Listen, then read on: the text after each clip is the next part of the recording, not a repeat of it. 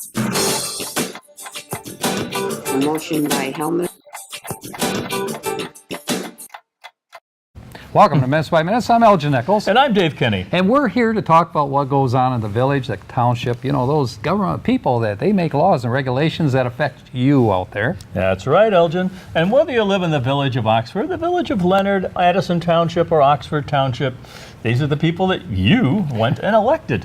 And the commissions and the committees that make decisions that directly affected you, whether you chose to go to that meeting or not. Really should have, because it could have been a taxing situation. Right. You definitely want to try to attend these meetings, but if you don't, you can catch it here on OCCTV.org. Just go to our website and click on programs, and you'll find it out there. Usually, every program is out there. I think most, every. Yes, right? yes. Okay. We also spread rumors, so that could be one of the rumors as well. Well, we use rumors to fill in the space. Occasionally we do that. So pay attention as to what we're talking about and what meetings, what occurred at the meetings. And we may throw in a few little other tidbits. All the news that's fit to print and more. Right, and much more. Okay, let's first of all talk about the Oxford Village Planning Commission meeting. And the second one we're going to try to get to is the Village of Oxford Village Council meeting that they just recently had. As a matter of fact, I think that was about 2 days ago. All right. So it'd be fairly fresh out there. You got a twofer there. You got a twofer. Oxford Village Planning Commission, Gary Douglas heads up that group as the chairperson. Jack Curtis serves on that board, and he also is with the Township Trustee Board as well. Gary Deeg is serving on the board. Russell Gill, who, by the way, just gave his resignation, so he'll be leaving due to work requirements, I understand. Wasn't he just on? Yeah, he just got put on, I think, probably about 6-8 months ago. All right. So fairly new, but you know, work calls, and so now they're he must do what looking he for a has new to person? do. They will look for a new person. Yep. You want to in your free time? Oh, you can't. You're from Brandon. That's right. That's right. Russell Gill, so he will be leaving. Rose Bema serves on that board. Maureen Helmuth also serves on the village council, as well as this meeting, this organization or group as well. Adam Johnson is the last person that serves on it. Joe Madore, who is the village manager, was absent for this particular meeting. Drew Benson, who's the assistant village manager, and I thought he was an intern. he is an intern, but his village manager, I think, intern, training to be a village manager at some point. I think that's how it works. Could that be a rumor? I see. No, I think that's a pretty truism. And then Chris Corey gave a letter of information, you know, regarding zoning, which was one of the subjects that they were going to talk about. So let's get on with it. Did the pledge, of course, got the preliminaries out of the way. The agenda was approved. Minutes for December 5th, 2017 were approved. See, now we're moving along pretty quickly here. Won't have much to talk about pretty soon. Yeah, well, we might make up a few things. Again, watch him particularly. Correspondence, none. Public hearing, none. No public hearing this time. That train's moving pretty fast down the tracks there. Yeah, down the tracks. You can see that train chugging. Old business, none. New business, yes. Now, this is where the train comes to a screeching halt. I see. Planning Another milk run. Yeah, milk run. Planning Commission 2017 annual report. Okay, a motion was made quickly by Maureen Helmuth to approve it, and so it was approved by the village council. Then discussion about a minimum lot size width, and that was instigated by the DDA director. Sent a letter that thought that it should be looked at as far as an ordinance, and then the village An manager. ordinance for minimum no, size they now? do, but I guess it was a coercion with the village manager, because the village manager said that C2 district should be looked at, as well as, you know, that's commercial, and as well as I1, which is industrial. You know. They all have different lot sizes? Yeah, they have different lot sizes, apparently. And the discussion moved along the point that Joe Madure is from an area, he's, of course, supervisor of township, as well as this job, not our township, but a different township. I'm trying to think of the name of the township he's Simultaneous? at. Yeah, simultaneously. He's still holding that position. Oh. And where is it? Driven? What's the name of the town? Where? Okay, we're going to name a town. Name one. Flint. No. Anyway, he supervises I liked another your previous township. one. I had no idea what you said. Okay. We're gonna go. I'll just make up a name. Okay.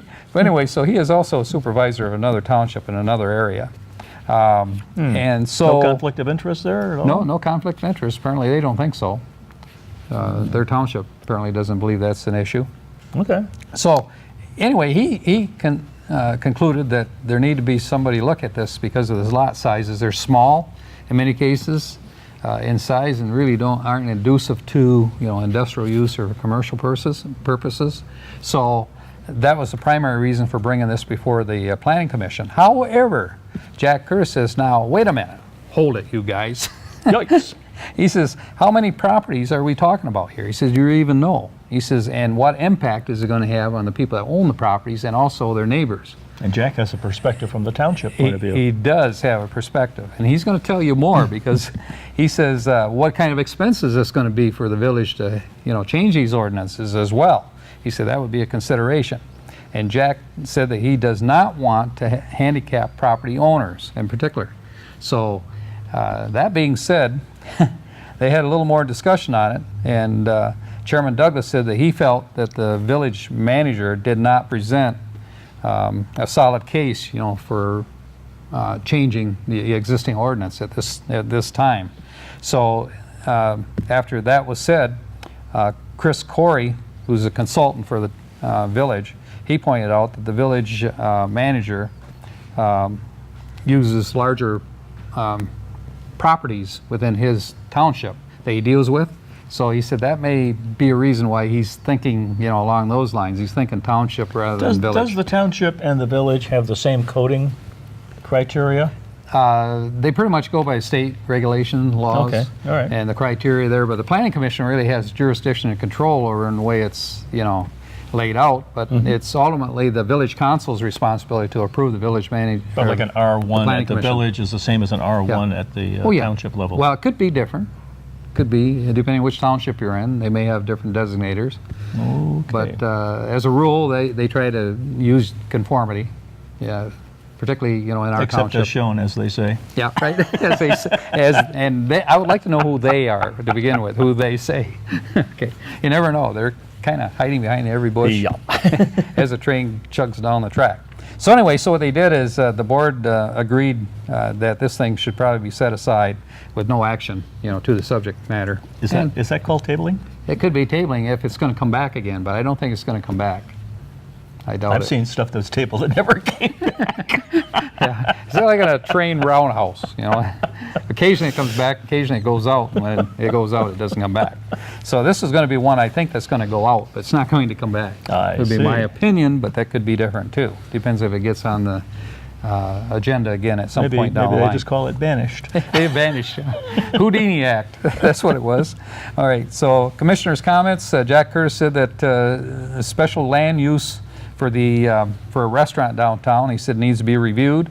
He said they're not following the guidelines of the special permit that was rendered to Is this them an for existing outside. restaurant or a It new is one? an existing restaurant. Okay. And I can say who it is. Rumor, the Ox Restaurant. I see. Okay.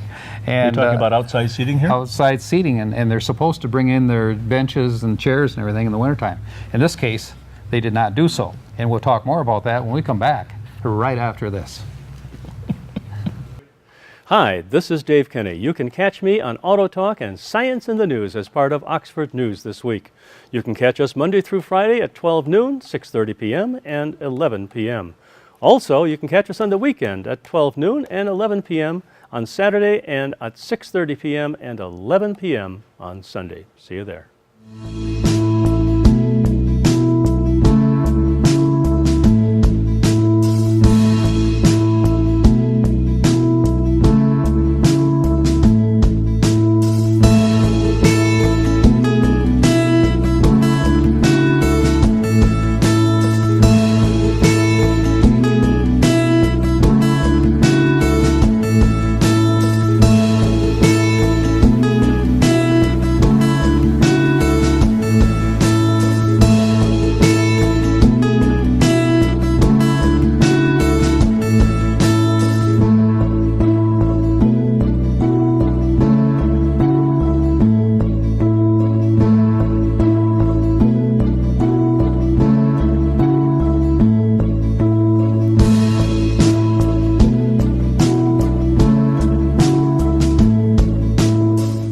Welcome back to Minutes by Minutes. I'm Elgin Nichols. And I'm Dave Kenny. And we have been talking about the Village Planning Commission meeting that they had.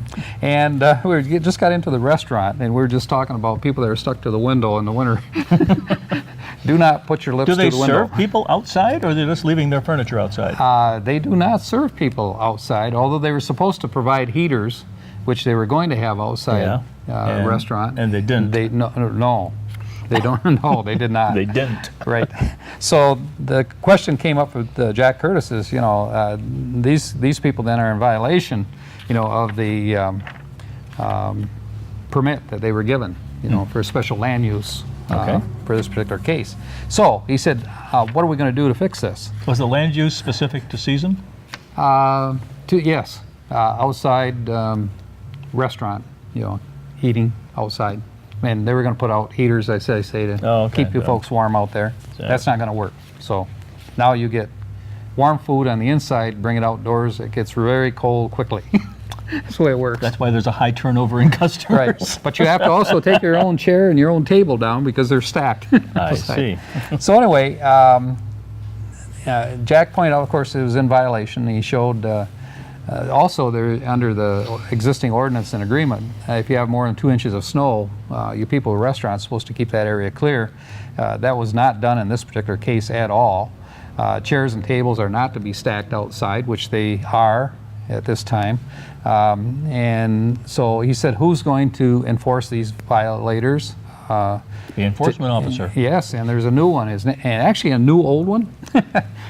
That's kind of interesting, isn't it? New old one. Used to be the law enforcement officer that we had for these ordinance violations, Dan Durham. And Dan is back again. Ah. So he's a big guy, stands about 10'9", and doesn't take any sass from anyone. Commands authority. Right. He just follows the regulations and ordinances, and he's going to pay these people a little visit Okay. and have a discussion with them about this. And Jack Curtis says that they have to agree that the code has to be enforced. Does it present a safety hazard? It does, because the fire trucks have to get in there. They have to stumble over chairs and tables. That's not a good thing. Okay. Get into the How restaurant. about, like the sidewalk itself? Sidewalk too, because of snow. And that's another issue that came up, in the village council meeting in particular, and the DDA has discussed it, and that's snow removal. And who's responsible to remove the snow? You businesses out there need to remove the snow in front of your business. And then they say, well, then along comes the county truck and it plows the street on M24 and throws snow up on the sidewalk again. What do you do then? You push it back on the street Yeah. And the point was that and wait for the front end loaders to come. right. One of the owners of a business downtown said, well, when that happens, it just, comes with the territory, but you need to keep the sidewalk clear. So the thing is, there are a number of businesses. Is there an equal compliance with the parking spaces? Compliance? How is that done? I think usually DPW will plow most of the parking. That's So in get it town. off the sidewalk, and DPW will take care of it eventually. Yeah, they'll stack it up. I mean, there's various areas Oh, where sure. you got snow At the stacked ends up. of- at And the you got ends of people the- complaining about that too because it takes up parking spaces, right?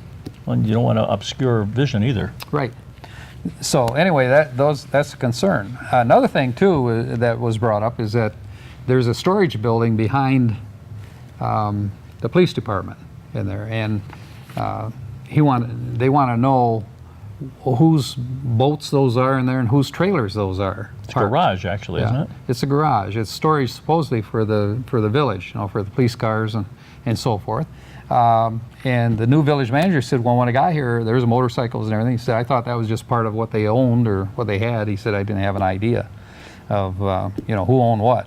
So anyway, so they had a discussion really on this topic at the village council meeting, which is the next one we're going to talk about. Wasn't there a meeting quite a while ago where some guy, got permission to put his stuff in there? He did, and I can tell you more about that on the village council side of it because I was on the council at that time. And he leased the space inside the building at that time. And that lease since has expired and was not renewed.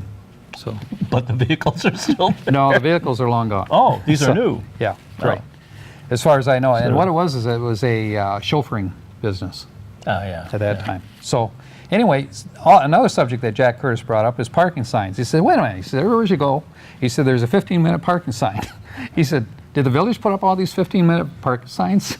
He said, or did the owners of these businesses put them up? They said, I don't really know. They said, well, will you please look into it and find out? Said, we need to find out where these signs came from and if they're appropriate, for the areas. Now, with that being said, he said that RE/MAX, the next thing coming up is February 20th, where RE/MAX is going to ask for signage. And there will real be a estate public, people. Yeah, there will be a public hearing. Now, remember, that's February 20th. This advertising signage or what? I don't really have any information on it. I have no idea exactly what they're going to do Yeah. at this point, but you'll learn more if you follow the Planning Commission, and it's got to be ultimately approved, by the Village Council. Right. Speaking of Village Council, how was that Nice, first? nice segue. You like that, huh? Okay, we're going to go to the Village Oxford, and Sue Bassard is the chairperson. Eric Dolan serves on that board. Dave Bailey serves on the board. Maureen Helmuth and Joe Frost. Now, Joe Frost used to be the DDA director at one time, for the village, so he's very knowledgeable about what's going on downtown. Also, Bob Davis, the attorney, was present.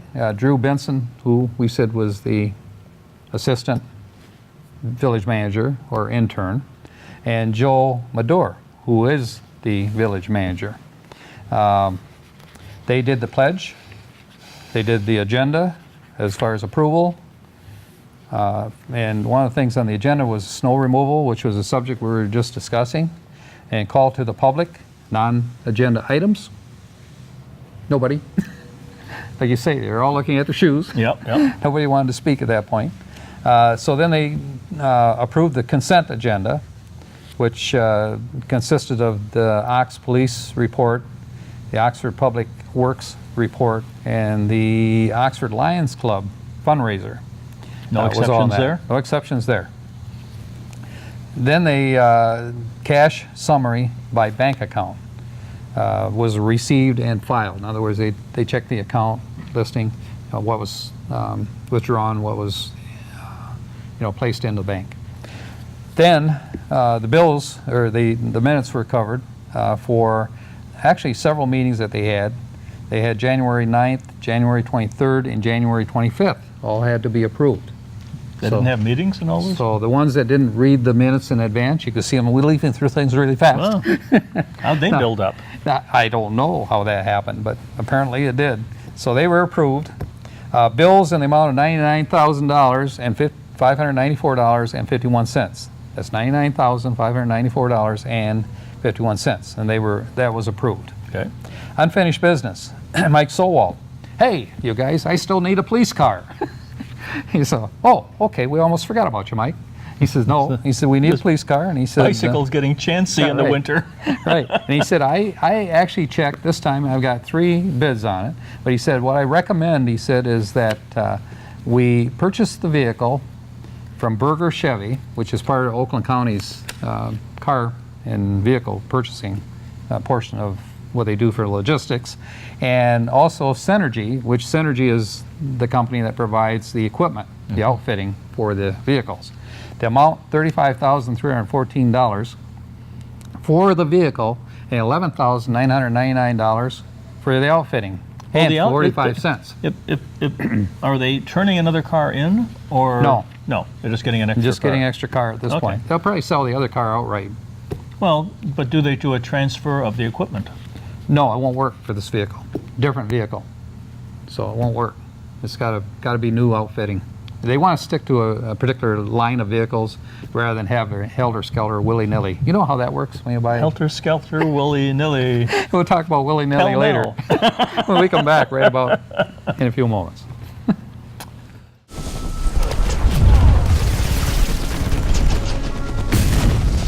Battles aren't won solely on the field. That's a common misconception. Battles are won within, over enemies of fear, enemies of doubt. In that place where promises are kept. Promises to oneself. Promises to one's community. Promises to one's country.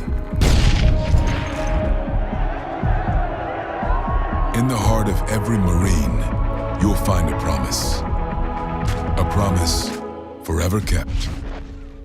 A promise of battles won.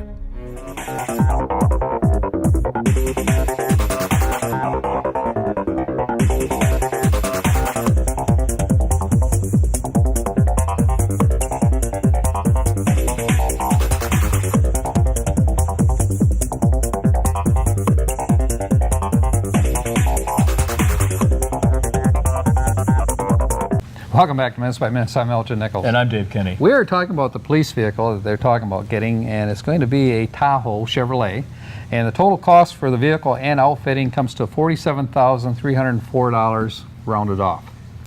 Wasn't that a big issue before? They were going to get a Ford, but then Dolan recommended getting a Chevrolet? Right. And Eric Dolan, of course, is a police officer with another city. Yeah. And has a lot of experience with this kind of thing. So, it's a good recommendation, I think. Okay. So anyway, actually he made the motion to go ahead and approve it, and it was seconded by Joe Frost. Actually, that wasn't a Ford, that was a Ram. That's right. That was a Ram. Yep. They rammed that one right out.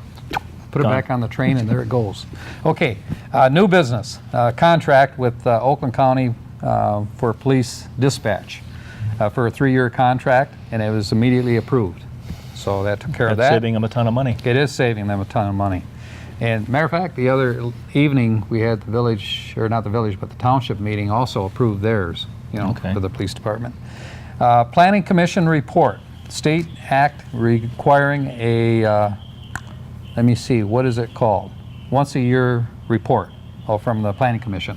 State requires it. Okay. So they took the report that the Planning Commission provided and immediately received and filed it. Resolution to establish 218 goals, objectives, and duties for the village manager. Okay, and they determined that 28 goals should be established, and it was all documented in this public record. So if you folks want to see more, it's available, at the village. Are goals then followed by objectives? Or? They should. Yeah, well, they got to be goals. Goals are things that they have to be meetable too. They can't be outrageous. Like we could plan for Joe to be on the moon by next year. That's not going to work. So. It probably. Due to budgetary considerations. Right. Could be an issue. All right. So village-owned property was the next subject that came up. And Dayton Street came under the subject of one of the properties. And there's others too. And Joe Frost complimented the intern, Mr. Benson, on doing the presentation or the portfolio, for the board here. And Joe did have a question though. He said, some of these properties, he said, have been approved by the voters to sell. He said, is there a limitation as far as time when these can be held back before they're sold, or what is the history on this? And it was immediately addressed by the consultant, who said no. Actually, it wasn't a consultant. It was the attorney. Okay. Yeah. Mr. Davis. Mr. Davis. He spoke up. He said no. He said as long as it was approved by the public, he said you can take a year, 2 years, whatever it takes to sell it. If you choose to do that, you're not really required to sell it either, but that's up to you folks and what you want to do here. So he said, okay, thank you very much. So let me see, what else did they do? Okay, snow removal. Remember, I told you we'd get back to that one. Glenn Pape asked the council to take some action on this one. He's the head of the DDA? He's the head of the DDA. And he said if snow is not removed immediately, the DPA would recommend that the DPW take action to remove the snow and then bill the individual that didn't take care of the snow. But they actually addressed this further, and Eric Dolan spoke up and he said, there is a major concern. He said that there's no snow emergency, he said, ordinance in this village. He said there should be. He said if you're going to get a lot of snow, he said there needs to be an emergency ordinance where people do not park on the streets. He said that is a real hindrance, in getting the job done. That requires signage and tape, or what? It'll advertising, I think, more than any. Actually, OCTV could be instrumental in helping with that, yeah, putting a message out. We can run those warning ribbons on the bottom of our screen. We could do that. Folks, Yep. pay attention to this. And if you want to, if it's a snow day and you want to make sure that your vehicle doesn't get ticketed, it's emergency day, just check their little ticket running across our program. right? And you'll pull the Channel. ticket off their windshield? No, probably won't do that. But I don't see much happening here before next year because it's got to have a public hearing and so forth, before you can have an ordinance like this. I see. And that's what was brought up. And by the way, we're talking about highways. Did I say highway? I did not. Highway. Okay, M24 project, it looks like it's advancing again. It's not going to be 220 now, 2020. They're saying 2019. MDOT has come up with some funds, amazingly enough. Did they check your backyard in the tin can you had? Yeah, They must actually, have. I'm going with that universal 2 years from now, no matter what time you talk about. 2 years, you're still going to stick with what you said then, huh? Okay, let me see. Resignation was provided by the member of the Zoning Board of Appeals. He's going to be leaving, and that was approved. What else do we have here? Credit cards, okay. It was indicated that the minutes did not reflect the true wording of what the credit cards were, that they actually had no credit cards, and they need to work that out with the bank. And so there is a discussion concerning that. Public comment. Anybody would like to speak? Well, there's one lady stood up. Her name is Tanya Heiser, and she lives on 34th Lafitte Street. Got it. Okay. She had several items. She said, Lafitte? yeah, Not Lafayette. It could be Lafayette. It's a French word. You know how French words are. But So anyway, of- that's but pretty of sure what it is. But of course. Okay. She said that there's a blind resident who walks along Burke Street, and there needs to be a sign there indicating that there's a blind person, just to be cautious, for the traffic. Point one. Point two, parking. She said on Burdick Street near the funeral home area, they park on the road, and she said it's very difficult for traffic to get around. They do have a parking lot. They do have a parking lot, and also I guess they can park in, let me see, Pleasant Street. So is it Excuse marked me. no parking? No, but the police chief said that's something that could be worked out. They don't want to hinder, the operation that they have at the funeral home, of course, but they don't want to create more business for them either, do they? So anyway, so something is going to be done there, I believe. Lighting at Merge Building, that was a concern. She's a property owner adjacent to Merge, and she says that under the agreement they have, they're supposed to have a deflector so that there won't be as much light showing over the neighbor's property, and she's right next to it. So they're going to look into that.